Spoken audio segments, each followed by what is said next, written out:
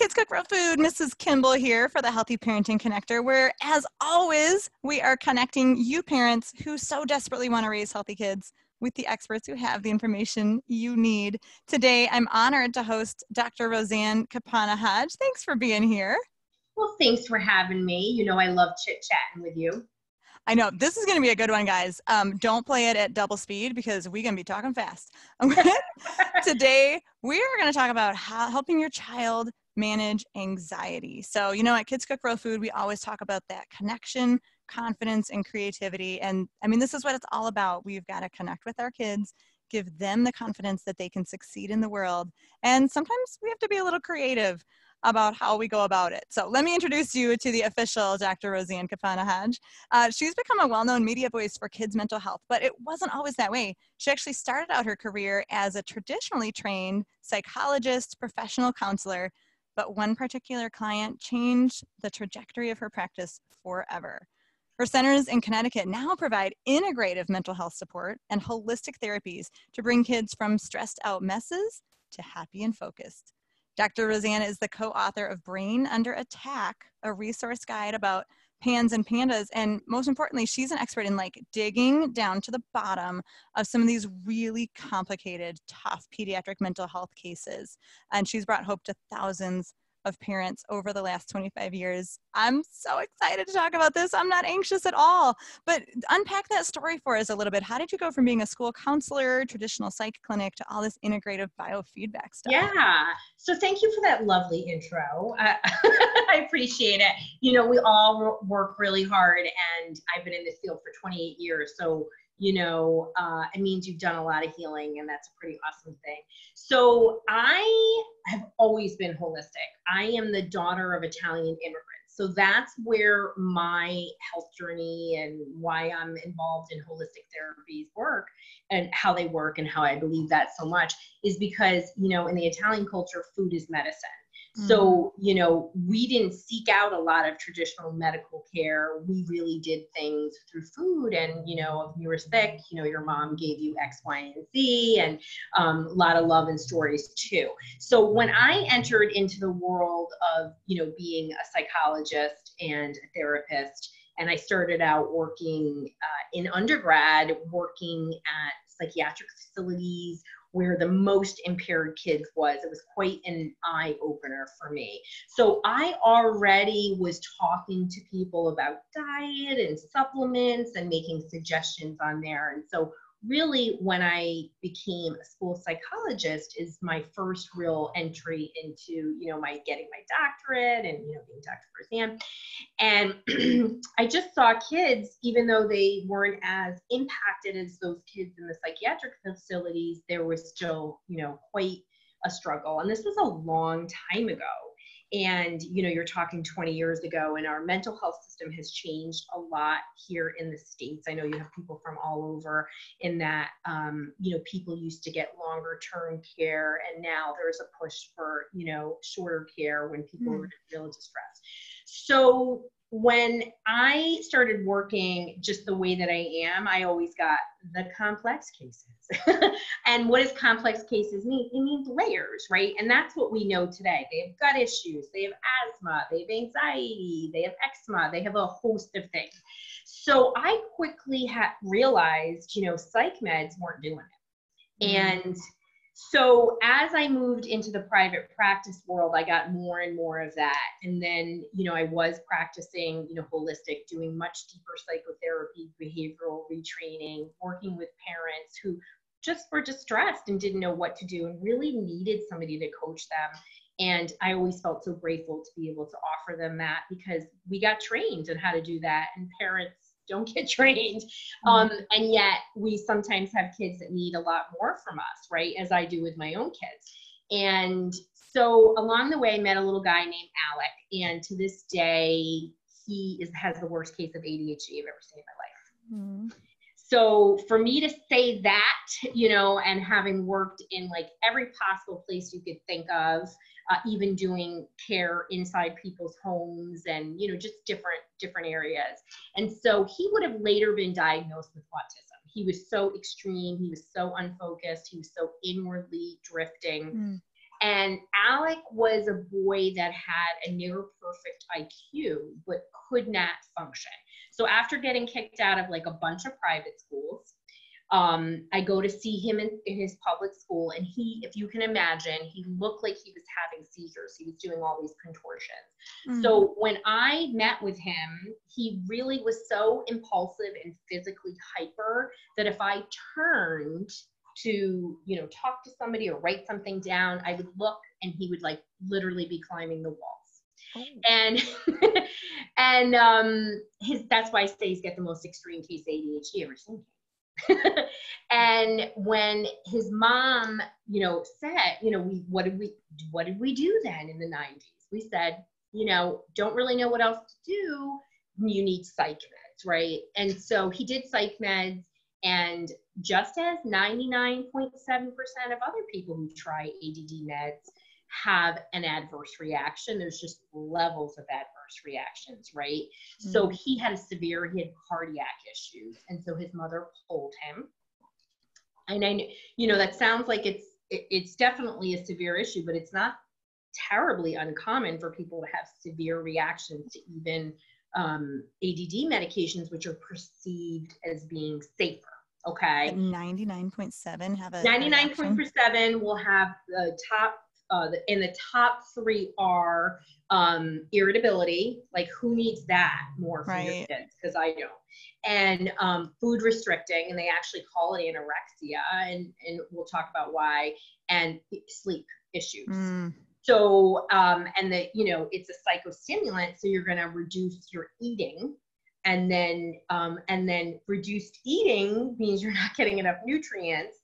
And then your brain starts to struggle even more. So, you know, what we know is about the research shows us that ADD meds, the maximum length of efficacy is about 3 years. And so after 3 years, clinically, you will look the same as an unmedicated person. And that starts the kind of journey of medication to medication. So for this boy, Alec, his mother was like, what else am I going to do? And like, you know, of course I sent her to a naturopath. She tightened up his diet. You know, there was definitely some changes, but, you know, back then, 20 years ago, if you try to convince somebody to go gluten or dairy free, you know, they looked at you like you had 3 heads. Okay.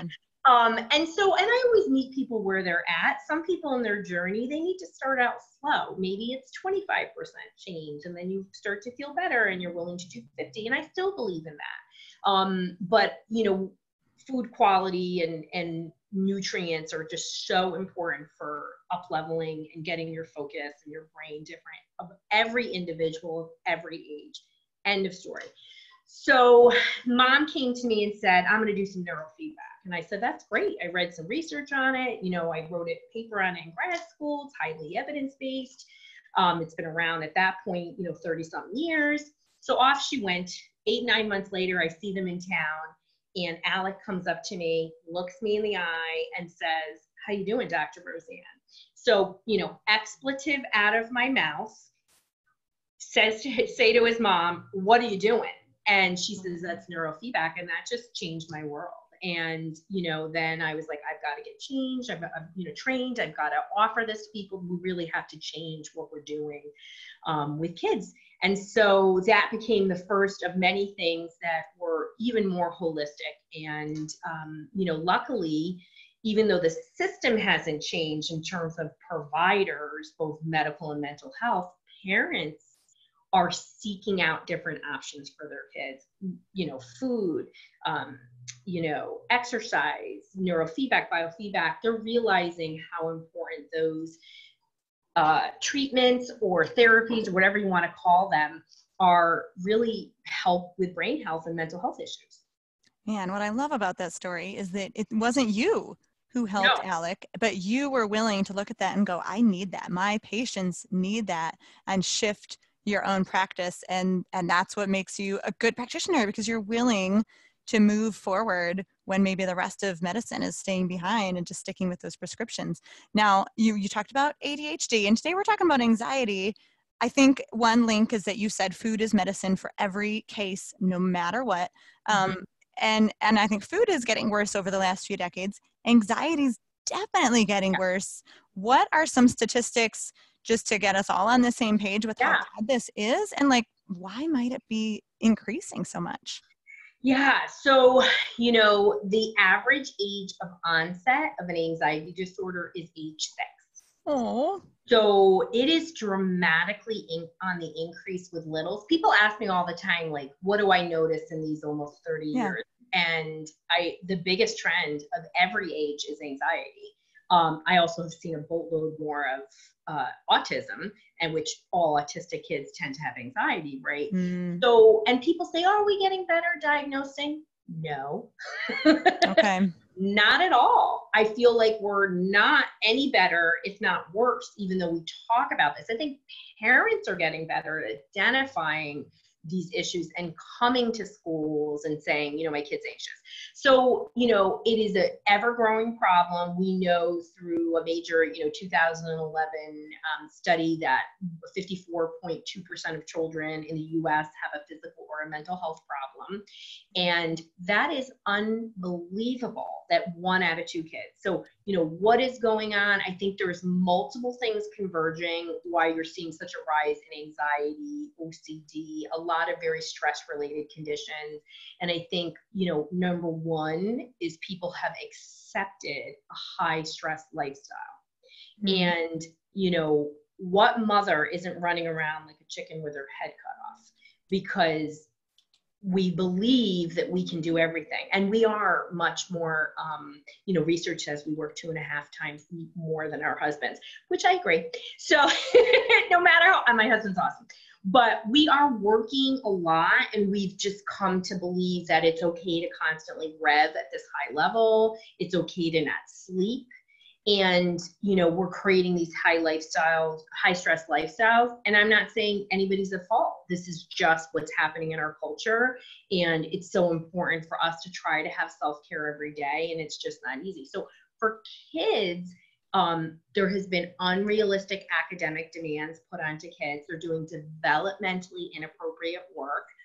So, just even 10 years ago, what I saw a 3rd grader doing, I now see 1st graders and expectations. 2 grades of separation. 2 grades. So like 1st graders are expected to write entire paragraphs. 10 years ago, that was an expectation for 3rd graders. Okay, wow. We're pushing the limits on things that are not possible for all children in terms of writing and reading expectations and math. I mean, math is very developmentally based. And yes, some kids are advanced, but not most, like a small amount. So we're then on top of it requiring them to sit all the time. Almost all schools have abandoned a 2nd recess. I mean, how silly is that? Like now they do research about if you add 3 extra 30-minute exercise periods in a week, you don't look like you have ADHD anymore. Well, it's because kids are unfocused. So there's just a lot of anxiety. There's a lot more social demands on children. Children are struggling in that social realm, which is very anxiety producing. So there's just this constant rev for kids. And then at the same time, kids are not as tolerant of stress. Okay. And we are very quick to say there's an anxiety disorder, let's pop this kid on some meds, instead of teaching coping skills or looking at nutrient deficiencies or adjusting the diet. So, and as you so eloquently, diet is a part of this, so there's lots and lots of factors going on that's sort of converging at the same time. But the health of our children through research is being shown that, there are multiple issues going on with children's health. And, the link between, diet and physical issues and things like anxiety is very strong. So that is one of the main reasons is, an uptick in health issues, as well as unrealistic demands, lack of movement, and just high stress at home, just because this is the way we're all living.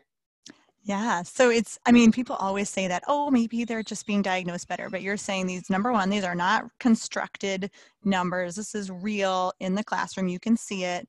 And there's both the internal and external factors. Like you said, we're not allowing time for busyness and rest. It's all a flat line and no oscillation. And then internally, where our kids are less resilient, both in their bodies, like nutritionally, and in their minds, and like what they're able to handle. So is there anything, like, what would you say to a parent to help figure out, like, is my kid experiencing anxiety, or are they just kind of stressed out? Yeah. And, you know, stress, there's a difference between stress and anxiety. So stress are things that we face every day, right? So like I joke all the time, like where I live, there's like terrible traffic and that's stressful for me. But I don't walk around with it all day. But every time I get on the highway in the morning to drop the kids off, I'm like, you know, doing my EFT tapping to get through the highway. And as that helps me out, that's my jam. And but anxiety is when something really becomes clinical, where you're spending a lot of time worrying. It could be on one thing, it could be on multiple things. And for children, the way that they display anxiety is different than adults. Right. Like it is often physical, belly aches, headaches, school resistance. I can't even tell you how many times I've had a kid who was just like would vomit for unknown reasons, and you know they went to every physician that they could to try to figure it out. It was stress related, but it also can be lots of worried questions, repeated questions, concerns about the safety of their parents. When are they getting home? You know, they just display. They also could be classic, you know, in the sense like they could be easily, you know, tearful. They can be avoidant of activities and afraid to do new things. There's a lot of ways anxiety can be shown, and kids can really hold it together at school because there's a structure. These kids tend to be people pleasers, so they want to do well. There's a worry, right? So the fine line between like a high level student who has a healthy amount of worry and then an excessive worry can really start to blur, and that anxiety can really spike when they can't control it. And so, you know, you can see that in different ways. And then at home, many anxious kids show their anxiety. So, and it can be rage, it can be withdrawn, it can be a lot of different behaviors that are particular to a child. So, you know, when parents are worried, right, obviously, about their child's worry, you know, what you want to do is look at some easier hacks, right? Like what can you do to tweak the diet? What can you do to tweak the schedule? Like maybe when your kid gets home from school, they need to zone out or they need to walk the dog. Like everything is always I'm always about bio individuality. I don't think one thing fits all. But some kids just could benefit from TLC in a certain area. Maybe you need to pull an activity. It's just too much for your kid. Maybe you need to talk to your kid's teacher because your kid is melting down at the homework. And start with those kind of things. If you really are pretty certain your kid has anxiety, you need to see a mental health provider. The best thing you can do for your kid is to give them tools.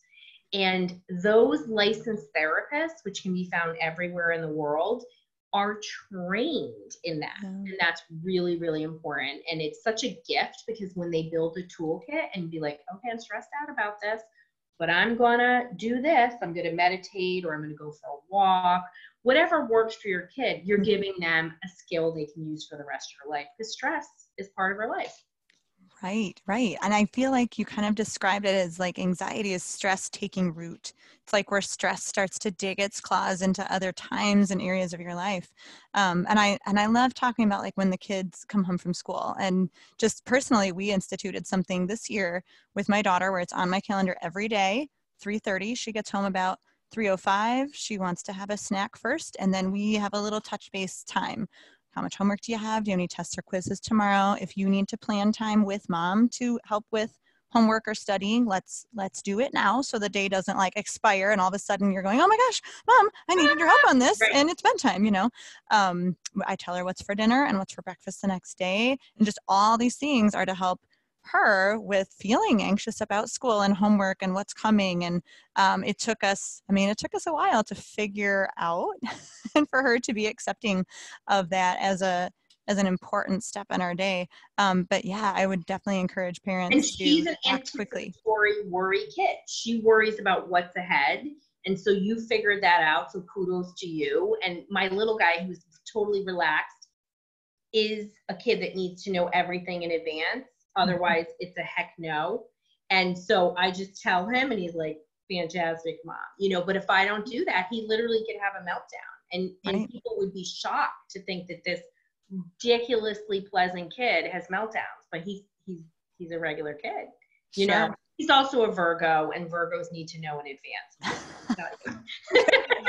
So you've kind of like danced through and around a few things that parents can do. You mostly talked about the external. Can we remove some things? Can we help them, you know, figure out testing and timing and stuff? What about some of the internal resilience tools? And I agree, seeing a mental health professional is beautiful. Yeah. But maybe your kid's just on the front edge of anxiety. Maybe they're just kind of pre-anxiety, right? Like pre-diabetes. Or, you know, what can parents like that works for like almost everybody to help their kids be more resilient? Yeah. So, you know, I think you just hit the nail on the head with it, in that you've now had a conference time with your kids. So that's really about communication, right? Mm-hmm. So starting with a dialogue, not a grilling, but, you know, some kids are very aware of what's stressing them out. Like you ask them in not a yes or no way, but a more open-ended question. Like, so I saw, you know, when you're with your sister, Maddie, she, you know, like, tell me how she gets on your nerves, you know, like, boom, you know, opens up, you know, and so you get some more information, and then you kind of problem solve. So it's about trying to figure out without grilling or shaming, which, you know, some kids are more sensitive. So that's a great way to start, but also to understand who your kid is. So like I have two kids who couldn't be more different. So one kid is just a sunny disposition, you know, la, la, la, la, la, you know, again, as long as I tell him what's coming, it's okay, mom. And the other one is just a glass half empty. And he's always been that way. And so I have to front load things for him. I have to let him know what it's going to look like. I have to give him an opportunity for him to say no, then build in time for him to come around. And these can be really simple things, because now he's a teenager. So it's like, you know, accelerated. So knowing your kid, and I find that most anxious kids do need to know what's in advance, what they need to do. Maybe your kid has to deal with a certain stressful situation. Maybe you want to spend a couple minutes just role playing it. Like, oh, you're going to that birthday party and the noise normally bothers you. Let's talk about what are a few things you could do. And just those few things can be tips, right? So being proactive and working out with them, it means you have to kind of be a bit of a detective, but we are always problem solving and putting out fires. And really, truly, we know our kids better than anybody. You know, you can go to a mental health professional and they're fantastic, but a lot of what they do is the problem solving, coaching a parent, and then giving your kid the help. So lots of communication, and then, you know, building a toolkit. Like, what are things that work? You know, is it doing some meditation? Like, I'm a huge fan of, you know, Insight Timer and Headspace and Calm, which are all free apps. And it gets that nervous system to calm down, which many anxious kids, like my kid who's anxious, he revs high. So he needs even more work to get his nervous system down. And meditation is an easy way to do that. Biofeedback, it has a wonderful app called, a device called HeartMath, which is an app with a pacer that helps you sync your heart rate and your breath.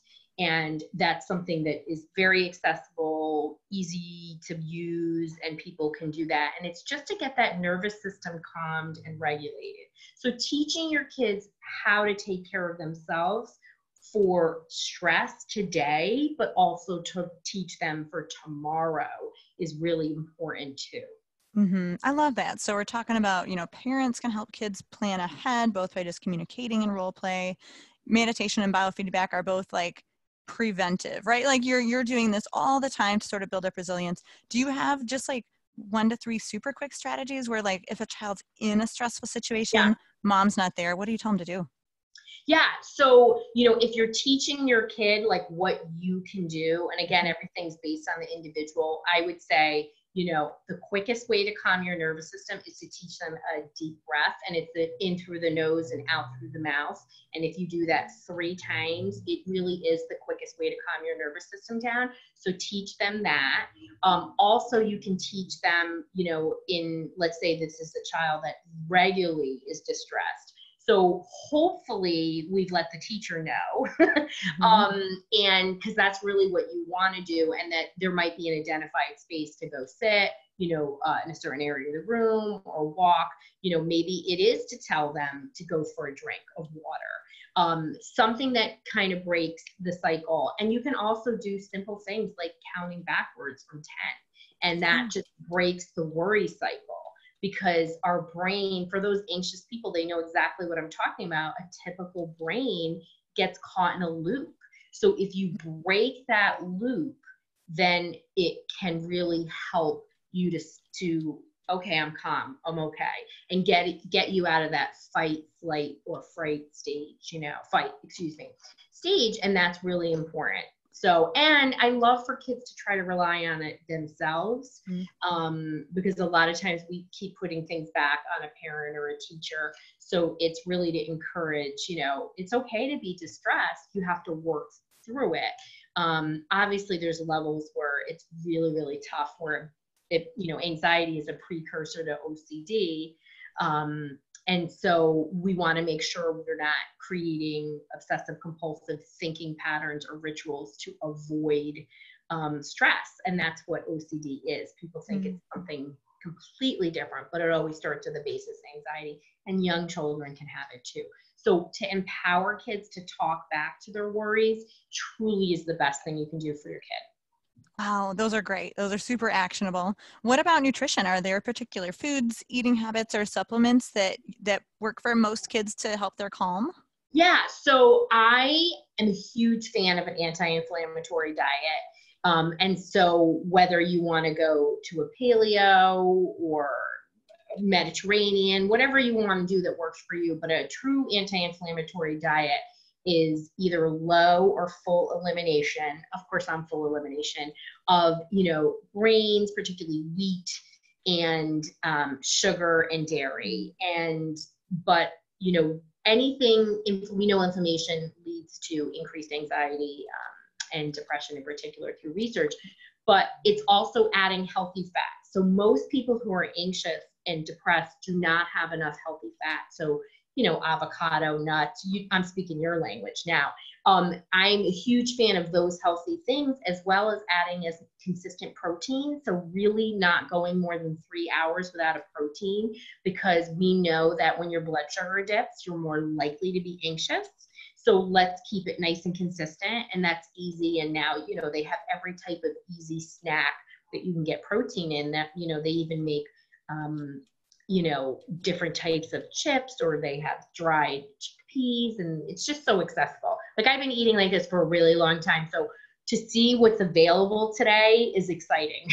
Oh, I bet. Oh yeah, the landscape has changed. You used to have to make everything yourself if you wanted to eat healthy. Yeah. Everything. In the last 5 years, it's like, wow, there's some pretty cool products out there. So, that definitely, in terms of your diet. In terms of supplement, I actually have a blog of some supplements on my website, if people are interested. But, there are a lot of really easy things that you can do to be of help. So some of the amino acids have some beautiful research behind it. So an L-theanine or a GABA, and what those do is it cuts, in inositol as well, cuts the excitatory activity and just calms the nervous system. And my number one favorite supplement for everything is magnesium. And everybody is magnesium deficient. There just isn't anybody who's not. So it's the number one most used nutrient in the body. It's a cofactor, so it works. It's needed for 300 chemical processes. So magnesium glycinate, there's 7 kinds. Glycinate is sort of like a neutral one that can be really helpful. L-theanate is one that crosses the blood-brain barrier, could be very helpful with when your anxiety is so severe that it really interferes with your focus. And it calms the nervous system, it helps it to work properly, and it deepens sleep.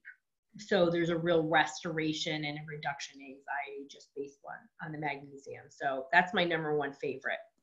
That's awesome. I love talking to smart people who say beautiful research. Like, you see research is beautiful. Most people are like beautiful flowers. I'm a nerd. I'm a nerd too. We have Yeah. beautiful magnesium. And magnesium can be in so many different forms. In our house, we have the lotion, we have the powder you mix in with your drink. We have multiple kinds of pills. We have chewables. I bought chewables for one kid, and my two little boys are like, can I have some? Can I have some? These are awesome. Like, can I have more? I'm like, no, well, you can't have more. You can have some more tomorrow night. This is great. But the little boys are like all pumped about it. So it's just about finding your like entry pathway. What's the best way to get the mag into the kids? Lots of options. And I take 3 different kinds of magnesium at 3 different times during the day. And because your body doesn't know the difference between good and bad stress. So that's important to realize. And I'm a spaz, which means I get excited all the time. So I need to calm it down. And I do magnesium baths. So I love a magnesium bath. It will knock you out. And who couldn't benefit from a deep, deep sleep?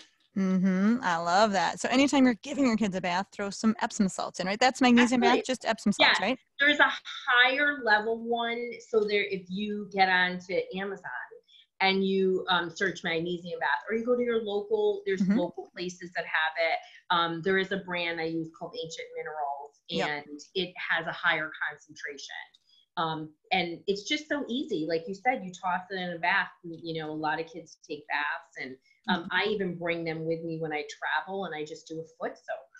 That's awesome. Yeah, and it's almost as effective just through the feet as in the whole bath, right? Absolutely, 100%. Super cool. All right, well, this has been jam-packed, Dr. Roseann, and it's so good. And I know that at your clinic in Connecticut, you do a lot of really cool stuff with really cool, expensive tools, you know, which not everyone has access to. But I think a lot of places in the country are getting more and more with the biofeedback and neurofeedback, which is super cool. So how about, I love leaving parents with like one practical step. Like if you do one thing with this information, you think your child might have some anxiety, what's the baby step to take today? Yeah, I mean, if your child has mild levels of anxiety, what I would do really would be, if something super, super simple, besides talking to your kid, is probably to start with magnesium. It's really effective and can start working that day. So why wouldn't we start with that? It's safe, you need it, it's really helpful. That's awesome and easy. And we'll, like, I was just typing for my team to make sure we link to the lotion and the salts and the this and the that. And there's, you know, all these great kinds. And in fact, I should write a post, like 7 ways to get magnesium into your kids. And here's why. So hopefully that'll be done by the time this interview airs. Fabulous. So helpful. Thank you, Dr. Roseann. It's been great. Thanks for having me. Be well, everybody. Yes. Now, parents, no anxiety about all this. Just baby steps. We can all take magnesium too, and be back next week for more tips on how to raise those healthy kids from experts who are super smart nerds just like me.